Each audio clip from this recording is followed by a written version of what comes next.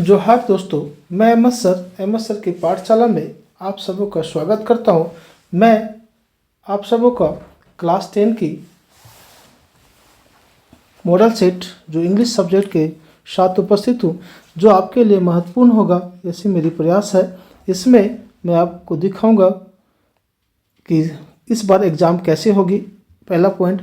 दूसरा, कौन सा क्वेश्चन पहले आएगा, इस प्रकार के सारी बातें इसमें है। लगभग 80 को मार्क्स का एग्ज़ाम होने वाली है, फुल मार्क्स 80 रहेगा। और इंग्लिश में पहला क्वेश्चन जो होगा वह होगा पैसेज का। तो इस पैसेज को चलिए देखा जाए और क्या बोलता है, कैसे सॉल्व करेंगे, सारी बातों को यहाँ दिखाया जा रहा है, मैं बताऊँगा। मेरे चैनल पे बने रहना है, सारी बिना स्किप किए हुए आपको पूरी बातें को समझना होगा, क्योंकि 52 क्वेश्चंस है। 52 क्वेश्चंस को आप सॉल्व करना है 3 आवर्स में। तो कैसे सॉल्व करोगे, तो मैं इसके लिए आपके पास उपलब्ध हूँ। आपको कोई समस्या होगा तो कमेंट कर दीजिएगा। फिलहाल शुरू करते हैं। इसका ये सेट 2 है और इस सेट 2 में क्या बोलता है, देखिए। रीड द पैसेज, पहला क्वेश्चन है passage. Read the passage given below and below carefully and choose the correct option to answer the questions. इसका मतलब ये हुआ कि आपको यहाँ जो बोल रहा है कि जो पैसेज दी हुई उस पैसेज को ध्यान से पढ़िए और नीचे ऑब्जेक्टिव क्वेश्चंस दिए हुए एमसीक्यू क्वेश्चंस हैं विथ ऑप्शंस है, मतलब और उसको जवाब देना है। तो चलिए शुरू करते हैं। क्या है पहला क्वेश्चन, से पहले हम लोग पैसेज चलते हैं। Helen Keller was born in 1880। Helen Keller का जन्म कब हुआ था? 1880 में। At Tuscumbia when she was only 19 months old, जब मात्र 19 महीने की थी। She had a strange kind of fever, अजीब प्रकार की बीमारी हो गई थी। The fever left her blind and deaf, फिर बुखार तो चली गई लेकिन वह से जिंदगी भर के लिए बहरी और अंधी बना करके चला गया। यह है। इसके बाद Helen used simple sign to tell what she wanted. अब हेलन क्या करती है, वह स्पेशल साइन बनाती है और उससे वह कहती है। For example, a shake of the head means no, मतलब अगर सिर को हिलाती है, सिर झुकाती है, तो इसका मतलब क्या हो गया? नहीं। And a node meant yes, हिलाई, माथा हिलाई तो मतलब हाँ। अ पुल मीन्ट कम एंड, खींचना मतलब साथ में चलना। एंड पुश मीन्ट गो, धकेलती थी तो उसका मतलब हो गया जाने बोल रही है। But often she found it difficult to communicate with others, लेकिन वह पराया क्या करते थे, दूसरों के साथ उसे कम्युनिकेशन में समस्या उत्पन्न होती थी, अपने भाव को व्यक्त करने में दिक्कत होती थी। दिस मेड हर एंग्री, इसके वजह से उसे बहुत गुस्सा आता था। इन हर एंगर, उसके गुस्सा की वजह से she would dash things to the floor, वह वस्तुओं को क्या करती थी, सतह पर पटकने लगती थी, फेंकने लगती थी। Sometimes she would even lock her mother in the kitchen, कभी कभी अपनी माँ को किचन में भी बंद कर देती थी। ये था ये पैसेज। अब इस पैसेज में पहला क्वेश्चन क्या बोलता है, इसको अटेम्प्ट करते हैं। Question number 1 is this passage is on the life of, यह पैसेज किसका है? Helen's mother, Helen Keller, Helen father या नन ऑफ दिस। तो ये पैसेज हेलन किलर के बारे में, तो ये स्पष्ट हो गया। What happened to Helen, question number 2 is what happened to Helen when she was only 19 month old, जब वह 9 महीने की थी तो उसके साथ क्या हुआ था? सी मेट एन एक्सीडेंट, क्या उसके साथ एक्सीडेंट हुआ था? She was lost in a fair, क्या उस मेला में खो गई थी? She had a strange kind of fever, एक उसे अजीब प्रकार की बीमारी हुई थी, बुखार लगा हुआ था। तो ऑप्शन नंबर सी इसका सही जवाब है, ध्यान रखिएगा, option number C. The strange fever left Helen, strange जो बुखार था वो तो चला गया, लेकिन हेलन के साथ क्या हुआ? हेलन हो गई blind and deep, Helen become blind and deep, ये समस्या उसके साथ हो गया। अब चलिए हम लोग चलते हैं नेक्स्ट क्वेश्चन के लिए।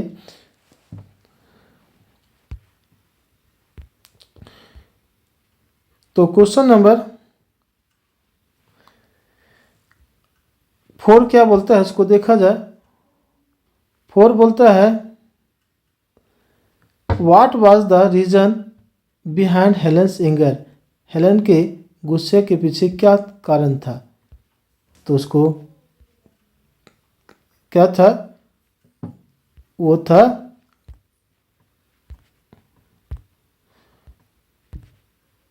Difficulty in communicating. क्या समस्या था, तो वह था डिफ़िकल्टी इन कम्युनिकेटिंग, मतलब लोगों के साथ अपने वो बात को रखने में समस्या होती थी। तो option number A when was Helen Keller born. Helen Keller का जन्म कब हुआ था, तो 1880 में। Find a word from the passage which mean to convey. तो टू कन्वे का मीनिंग क्या होता है, कम्युनिकेट।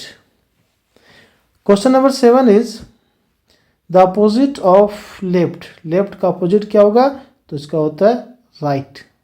यहाँ पे 4 ऑप्शन दिए हुए थे, उसमें से option C is correct. Helen Keller was born in 1880 at Tuscumbia या Tuscumbia. The sentence is in. ये जो सेंटेंस लिखा हुआ किस में लिखा हुआ है, तो ये सिंपल पास्ट टेंस में। कैसे जाने सर, तो इसमें देखिए वाज लगा हुआ है, इससे पता चल गया कि ये सिंपल पास्ट में है। अब मैं आपको एक बात बता देता हूँ कि क्वेश्चन नंबर 1 से 30 आपका MCQ रहेगा। इस MCQ में 1 to 8 जो है, क्वेश्चन नंबर 1 to 8 वह पैसेज का है। उसके बाद 9 से फिर शुरू होगा आपका ग्रामर। तो चलिए अब चलते हैं हम लोग ग्रामर की ओर, और ग्रामर में क्या बोलता है इसको देखा जाए। तो क्वेश्चन नंबर 9 जो हमारा 9 से 16 तक ग्रामर है। Choose the correct option and answer the following questions. Option चुनना है और जो करेक्ट है उसको देना है। इनडायरेक्ट स्पीच चेंज करना है। Indirect speech, he said I have done my work. He said I have done my work. इसको कैसे चेंज करेंगे, ही सेड, उसके बाद दैट लगता है, आप नरेशन पढ़े होंगे। ही सेड दैट। यहाँ पे रिपोर्टेड स्पीच में जो सब्जेक्ट है आई, उसको चेंज करना होता है रिपोर्टेड क्लॉज के सब्जेक्ट के अनुसार। थर्ड पर्सन में है तो ये भी थर्ड पर्सन, यहाँ लगेगा ही सेड दैट ही। उसके बाद यहाँ पे आएगा हैव है, तो यहाँ हैव तो नहीं आएगा क्योंकि पास्ट में हो जाएगा, तो आपका आएगा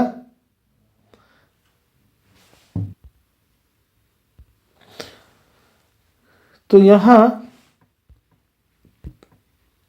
जो आएगा इसका आंसर वो होगा ही said that he had done his work.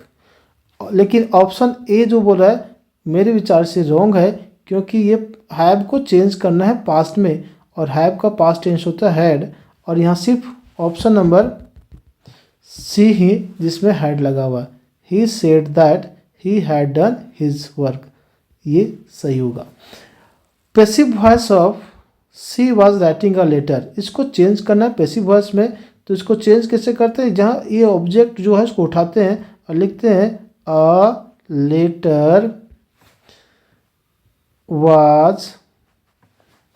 अब यह कॉन्टिन्यूस है तो कॉन्टिन्यूस के बदले लगाना पड़ता है बीइंग, BEING, बीइंग।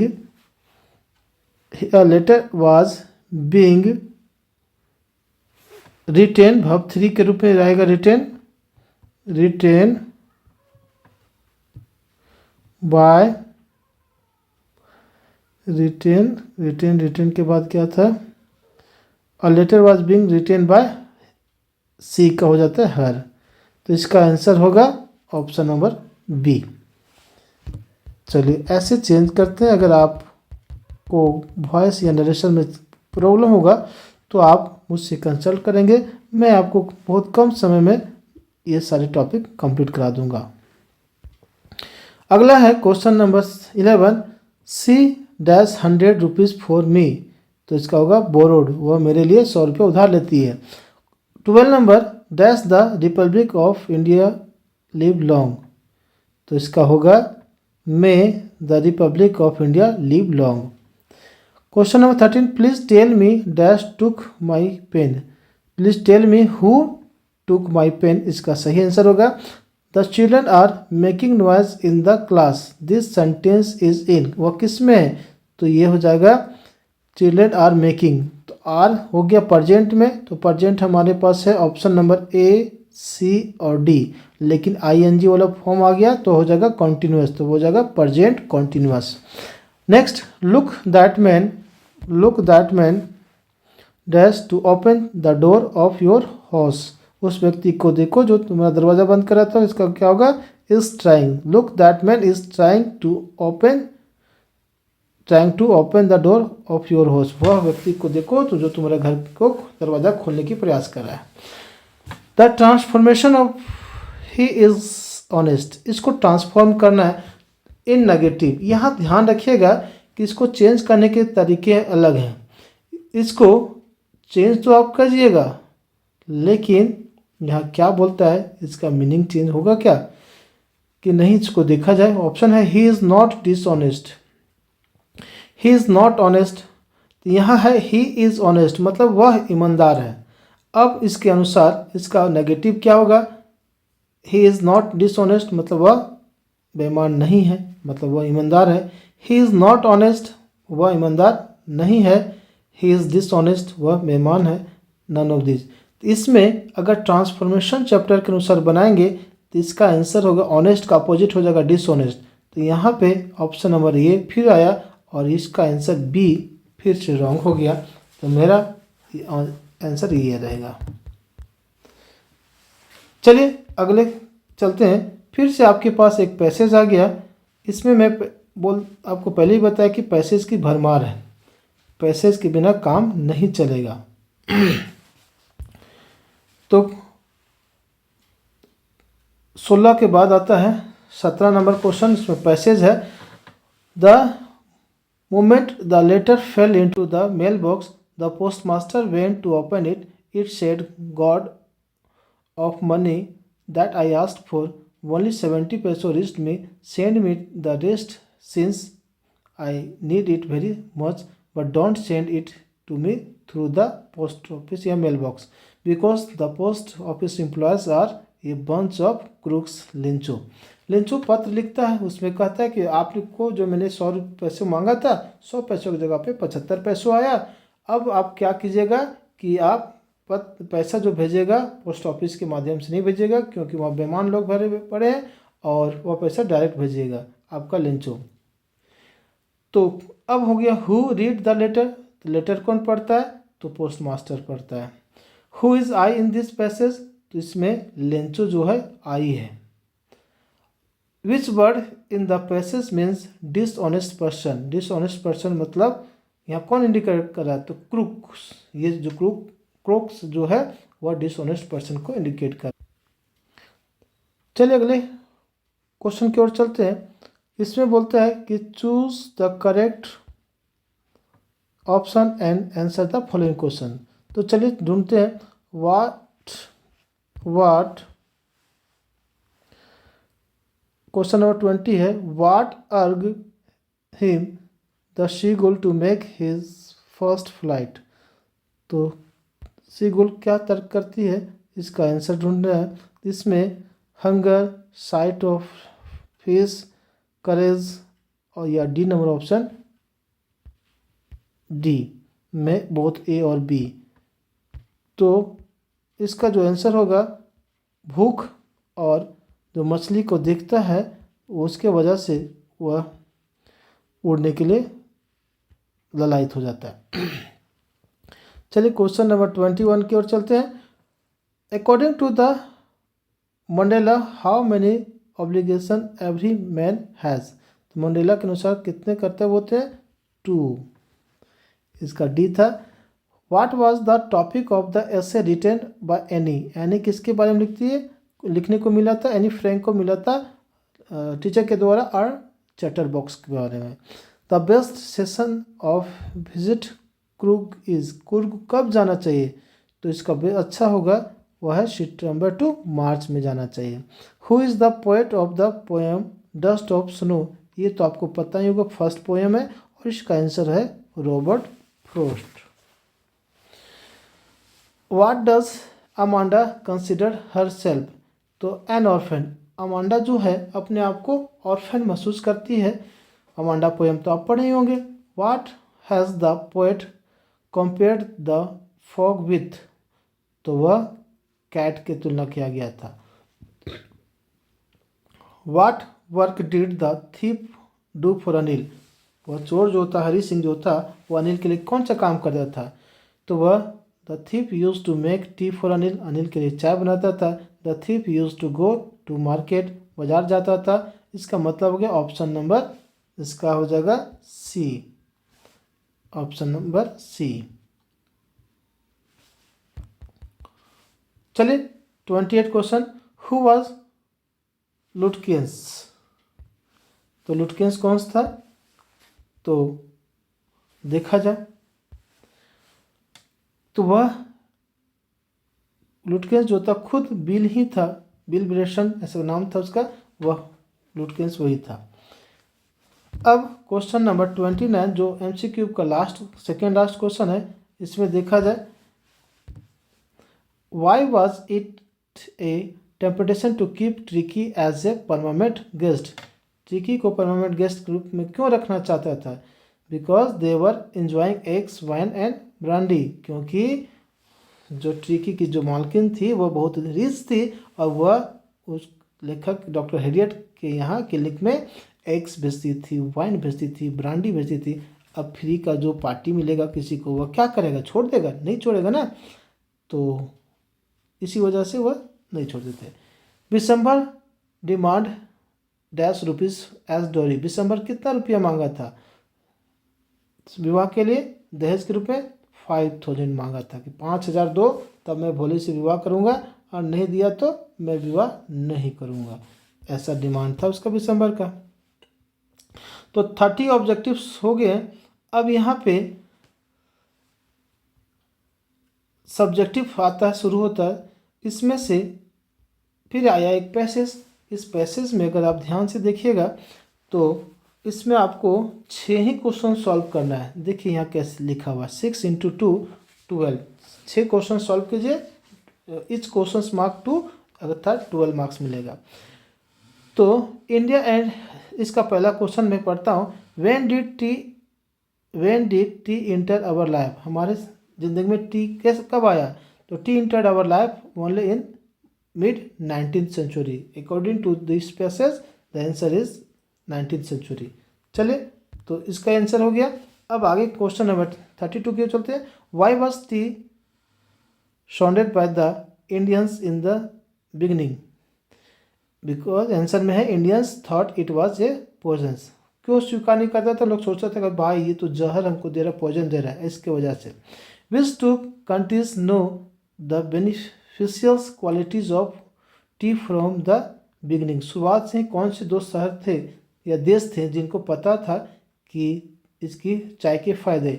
तो वह था जापान और चाइना, इसीलिए चीन में सबसे पहले चाय की खोज हुई थी। अब suggest a suitable title for given passage, इस पैसेज का आप क्या दे सकते हैं? तो टी, इसका पैसेज का नाम टाइटल दे सकते हैं टी, चाय, चाय से संबंधित बातें हैं तो चाय ही होगा, और क्या होगा?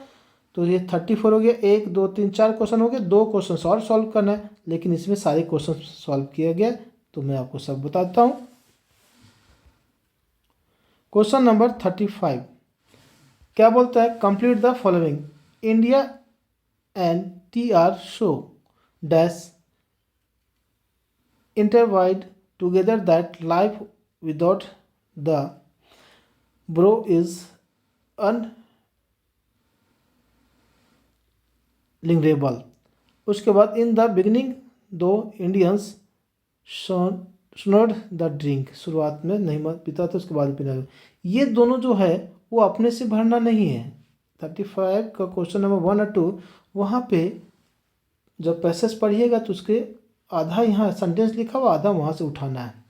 चलिए नेक्स्ट चलते हैं। Use the following words in farming meaningful sentence. इसको इन दोनों से सेंटेंस बनाना है। तो देखिए यहाँ बना हुआ है unimaginable, a wave of unimaginable pleasure crawls through her entire body. कुछ भी बना सकते हो अपनी मर्जी से, कुछ भी। Disease, now the disease is eradicated। Question number 37, find the synonym of given word from the passage. तो इनका सिनोनिम ढूंढना था। तो डिस्कार्डेड का होता है सनड और मैनी का होता है numerous. Right the anonymous of given word, start का होता है फिनिश, एंशिएंट का होता है मॉडर्न। ये आपको पता चल गया। इसके बाद अब शुरू होता है वह है राइटिंग सेक्शन। राइटिंग सेक्शन में लिखने मिलेगा आंसर एनी टू। यहाँ पे दो हैं, एक लेटर है और एक application. Write a letter to your younger brother describing him the importance of time. इसके बारे में आप लिख दीजिए। और फिर write application to the headmaster of your school asking him to make more book available in the school library. तो इन दोनों में से अब लेटर या एप्लीकेशन में कोई भी एक लिख दीजिए और फिर पैराग्राफ लिखना है। Right a paragraph on importance of newspaper, इसको लिख दीजिए। कोई भी आप लिख सकते हैं। यहाँ पे देखिए लिखा हुआ है, इसको भी आप इसकी सहायता से आप लिख सकते हैं। ये देख लीजिए बढ़िया से, इसको आप लिख सकते हैं। लिख लीजिएगा। दो पैराग्राफ मिलेंगे आपको, एक इम्पोर्टेंस, दो पैराग्राफ में से कोई एक लिखिएगा। चाहे डिसिप्लिन पर लिखिए, चाहे आप इम्पोर्टेंस ऑफ न्यूज़ पेपर, या कोई भी दो पैराग्राफ देगा, दो लेटर देगा, उसमें से आप उसमें से दोनों भी लिख सकते हैं, कोई दिक्कत नहीं है। पैराग्राफ में से दोनों में से फिर एक लिखिए। तो दो क्वेश्चंस आपको सॉल्व करने पड़ेंगे, ये ध्यान रखना है। तो चलिए अब ग्रामर फिर आया। ग्रामर यहाँ पे 3 मार्क्स का फिर है। बोलता है fill in the blanks with suitable modal verbs. Labour hard so that you could pass. कठिन परिश्रम करो, पास करना है। तो फिर I can jump over the wall, यहाँ पे आएगा, सेकंड में कैन आएगा, और लास्ट में जो बच गया सोल्जर्स मस्ट ओबे, तो सी में क्या होगा, मस्ट होगा। इस चीज़ को आपको ध्यान रखना है, मस्ट। तो मॉडल वर्ब्स इजी हैं, आसानी से को सॉल्व किया जा सकता है। अगला, transform the following sentence as directed. आपको फिर से ट्रांसफॉर्म करना है, मतलब चेंज करना है। You are lazy to work, इसमें क्या करना है, रिमूव टू हटाना है। तो इसका देखिए आंसर लिखा हुआ है you are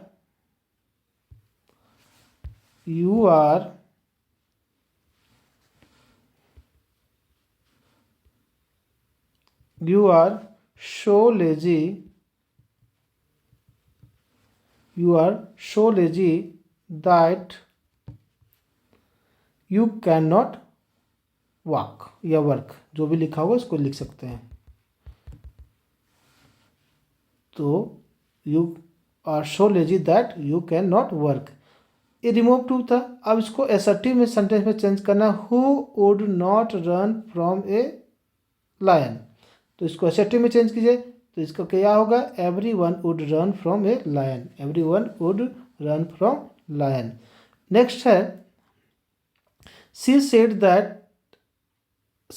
dash I am playing. तो she said that she was playing, she said that she was playing. तो ये इनडायरेक्ट स्पीच में चेंज करना था। उसके बाद आया लिटरेचर से, तो पोएम से आ गया क्वेश्चन। पोएम से का एक्सट्रैक्ट दिया हुआ है और इससे 3 क्वेश्चन आपको सॉल्व करने हैं। तो चलिए सॉल्व करते हैं। Name the poem from where this extract has been taken. तो इसको पढ़िएगा। He talks in the vivid steps, the few steps of his cage, one on pads of the velvet quiet in his quiet rare. तो ये पता चलेगा कि ये poem का नाम है a tiger in the zoo. Who was written this lines. तो इनके पोएट का नाम है लेस्ली नॉरिश। ध्यान रखिएगा। How does he moved stiffly and quietly a few steps on his pad of velvet। तो इस प्रकार पोयम से आगे प्रश्न। अब हम लोग चलते हैं, पोएम से ही है लेकिन answer any 3 questions about 60 to 80 words. इसको एक बार देख लीजिए। 3 क्वेश्चन लिखना है, 4 रहेगा, 4 को रहेगा। When would a baker come every day, और why did the children run to meet him. ये लिखिए, या तो फिर what did Valli find out about the bus journey, how did she find out this details. या तो what are 2 qualities of the Coorgi people, Coorgi people के कोई 2 विशेषताओं को वर्णन कीजिए। ये सारी आप स्टोरी में पढ़े होंगे, फिर भी देख लीजिए आंसर। अगर आप ना पढ़े हो तो आंसर यहाँ पढ़ के लिख सकते हैं, अथवा में इसमें भी और दिया हुआ है। चलिए नेक्स्ट क्वेश्चन चलते हैं। Why does the conductor refer to Valli as a madam. Conductor जो होता है, आप कहानी पढ़े होंगे, उसमें मैडम राइट्स बस में, तो मैडम उसको बार बार क्यों कहता है, ये प्रश्न पूछ रहा है। या तो फिर और में दिया what was Valli's strong desire, what did she do to fulfil it. वह उसकी दृढ़ इच्छा क्या थी, उसको कैसे पूरा करती है, इसके बारे में। अथवा में 2 क्वेश्चन दिया, कोई भी एक लिख लीजिएगा। How does a tiger kill his prey in the jungle. Tiger शिकार को कैसे जंगल में शिकार करता है, इसके बारे में। वो नहीं पाते हैं तो what is a dust option हो, व्हाट डज द पोएट से has change his mood. Dust option हो क्या है, किसके वजह से पोएट का मूड चेंज होता है, ये सारी बातें। फिर अब आता है आंसर एनी 2 क्वेश्चंस, जो लॉन्ग टाइप के क्वेश्चंस है। 2 क्वेश्चंस लिखने हैं। Give a character sketch of Ausable. अब ओजबल का करेक्टर स्केच अगर आप ना पढ़े होंगे तो यहाँ से पढ़ लीजिए। इसको लीजिए, मैं थोड़ा जूम कर देता हूँ। इसको पढ़ करके लिख लीजिएगा और प्रैक्टिस कर लीजिएगा। आगे जो क्वेश्चन है 51, what role did Ebright's mother play to making him grow a scientist. तो मेकिंग ए साइंटिस्ट से है, वो क्या रोल निभाए थे। तो ओजबल का जब लिख लीजिएगा करेक्टर, तो फिर इसको छोड़ दीजिए। फिर give a character sketch of Griffin, तो ग्रिफिन का करेक्टर स्केच लिख दीजिए, हो गया। और नहीं तो describe the narrator's experience as he flew the aeroplane into the storm. ये इसमें से कोई 2 क्वेश्चंस लिखना है। 50, 51, 52 में से कोई 2 क्वेश्चन लिख लीजिएगा। और नहीं लिख पाइएगा तो देखिए यहाँ लिखा हुआ, इसको पढ़ के एक बार प्रैक्टिस कर लीजिएगा। फिर भी अगर आपको problem, if you face any type of problem, you must consult me. मुझसे संपर्क करेंगे और मेरे चैनल को सब्सक्राइब कर लीजिएगा। एमएस सर की पाठशाला को सब्सक्राइब कर लीजिएगा।